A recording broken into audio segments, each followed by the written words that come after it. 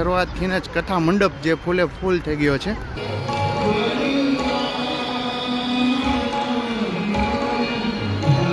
અહીંયા ભાવિ ભક્તોને ફ્રીમાં શેરડીનો રસ જે પીરસવામાં આવી રહ્યો છે. ગઈકાલે જે અંદાજિત 300 મણ જેટલી જે શેરડીનો રસ પીતા જાવ, જય શ્રી રામ બોલતા જાવ મારા વાલા. ભાવિ ભક્તો માટે ઠંડી ઠંડી સાઈઝ જે પીરસવામાં આવી રહી છે. સાઈઝ છે ઠંડી સાસ. જય સિયારામ. ભક્તોને જે પ્રસાદીમાં વાત છે કેરીનો રસ, પછી અહીંયા ગોળધાણા છે, ગાંઠિયા છે, પછી મોહનથાળ છે. હેલો જય માતાજી મિત્રો, ખુશાલી સપ્રોક્સમાં તમામ મિત્રોનું હાર્દિક સ્વાગત છે. અત્યારે આપણે પહોંચી ગયા છીએ જૈન તીર્થ પાલિતાના આંગણે જે વિશ્વન્ય પૂજ્ય શ્રી મોરારી બાપુની રામકથાનું ભવ્ય જે શરૂઆત થઈ ચૂકી છે. આજે છે કથાનો બીજો દિવસ. બીજા દિવસે કથા મંડપ ફૂલે ફૂલ થઈ ગયો છે. ખૂબ જ મોટી સંખ્યામાં હરિભક્તો જે રામકથાનું રસપાન કરવા માટે આવે છે. તદુપરાંત અહીંયા જે ભોજન પ્રસાદની વ્યવસ્થા છે, તદુપરાંત અહીંયા શેરડીનો રસ ફ્રીમાં મળે છે, સાઈઝની વ્યવસ્થા, તમામે તમામ વસ્તુઓ જે આ જગ્યા ઉપર જે ફ્રીમાં આપવામાં આવે છે તે હું તમને વિડીયો દ્વારા બતાવવાનો છું. વિડીયોમાં લાઈક કરજો, શેર કરજો, ચેનલમાં હોય તો ચેનલને સબસ્ક્રાઈબ કર્યા વગર જતા નહીં. ખૂબ જ મોટી સંખ્યામાં હરિભક્તો રામકથાનું રસપાન કરવા માટે આવી રહ્યા છે અને આ છે તેમનો મુખ્ય દ્વાર કથા મંડપની અંદર પ્રવેશ કરવા માટેનો. અહીંથી તમને જોવા મળશે ખૂબ મોટી સંખ્યામાં હરિભક્તો જે રામકથાનું રસપાન કરવા માટે આવ્યા છે અને સરસ મજાનો જે ડેકોરેશન કરેલો છે મંડપ પ્રવેશ દ્વાર, અને હજી હરિભક્તો આવે જ છે.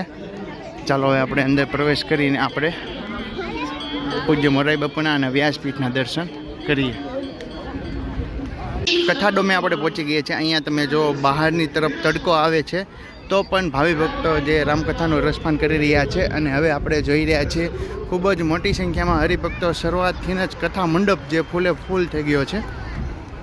અને હજી આપણે કથા મંડપની અંદર પ્રવેશ પણ નથી કર્યા.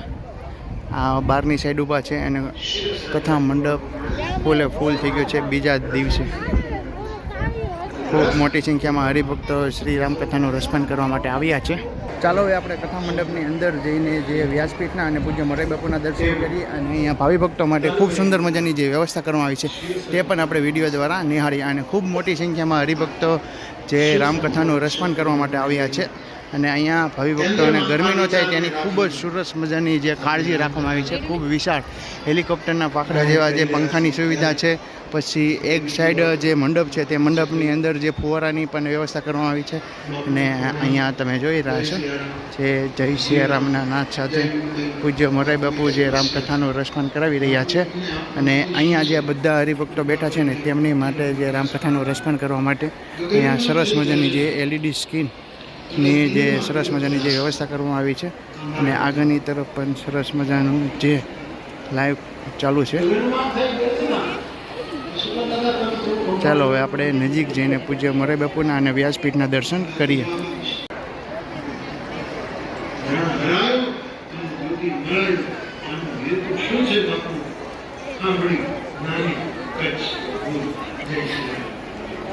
આપણે સાઈડ ઉપર આવી ગયા છે. અહીંથી પણ તમે જો ઘણા બધા લોકો જે ખુરશી ઉપર બેસીને જે રામકથાનું રસપાન કરી રહ્યા છે. ઘણા લોકો અહીંયા નીચે બેસીને કથાનું રસપાન કરી રહ્યા છે.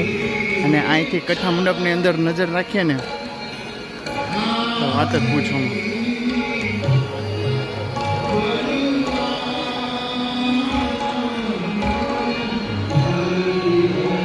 મંડપની આપણે ખૂબ જ નજીક પહોંચી ગયા છીએ. ચાલો આપણે વ્યાસપીઠના અને પૂજ્ય મોરારી બાપુના દર્શન કરીએ.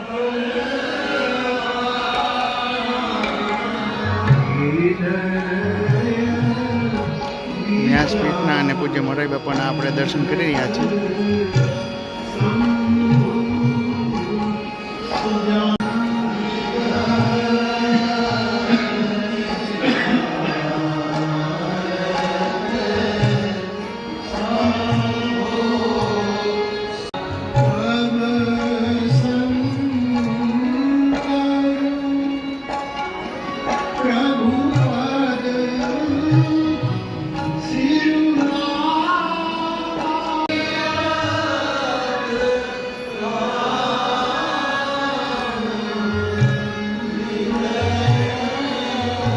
રામકથાની શરૂઆત તારીખ 18/4/2026 થી લઈને 26/4/2026 સુધી ભવ્ય જે આયોજન રહેવાનું છે. તદુપરાંત જે કથા સમય રહેવાનો છે સવારના 10 વાગ્યાથી લઈને બપોરના અંદાજિત 1 થી 1.5 વાગ્યા લગી છે પૂજ્ય મોરારી બાપુ રામકથાનું રસપાન કરાવશે અને આ જગ્યા ઉપર ભોજન ભજન અને ભજનની ત્રિવેણી સંગમનું ખૂબ જ સુંદર મજાનું જે આયોજન કરવામાં આવ્યું છે.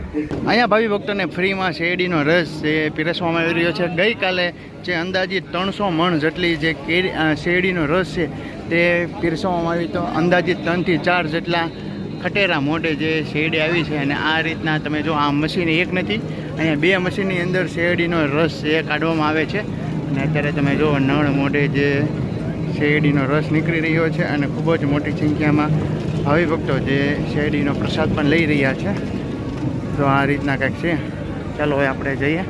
આ રીતના પહેલાં ટોપમાં કાઢે, ટોપમાંથી કાઢીને આ ટોપની અંદર જે ગાળવામાં આવે છે ત્યાર પછી હરિભક્તોને જે પીરસવામાં આવી રહ્યો છે ફૂલ ઠંડો. આની અંદર છે ને બરફ મિક્સ કરવામાં આવ્યો છે. ત્યાર પછી અહીંયા બધા જ ભાઈઓ દ્વારા જે સેવા કરવામાં આવી રહી છે. શેરડીનો રસ પીતા જાઓ, જય સિયારામ બોલતા જાઓ મારા વાલા. અને વયા જાઓ બાપા સપ્તાહ. કાઉન્ટરે કોઈ ઊભા ન રહેતા મારા વાલા, સાઈડમાં ઊભા રહીજો, પોતાનો ગ્લાસ ધોઈને આવજો મારા વાલા.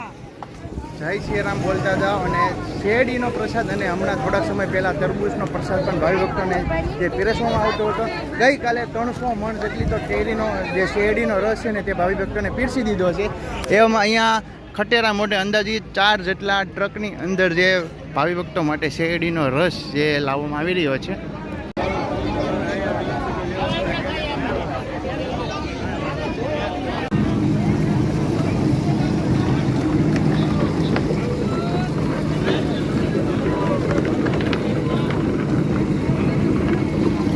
મિત્રો આપણે ભોજન પ્રસાદ માટે જઈ રહ્યા છીએ. અહીંયા તમે જો ભોજન પ્રસાદ માટે 2 વિશાળ જે ડોમ બનાવવામાં આવેલા છે અને ત્રીજો ડોમ છે તે રસોઈ વિભાગ માટેનો છે. આ ડોમની અંદર વશિષ્ઠ જે વિશ્વનાથ જે ભોજનખંડ છે, પછી વિશ્વામિત્ર છે અને વશિષ્ઠ એમ 3 ભાગ છે આ ડોમની અંદર.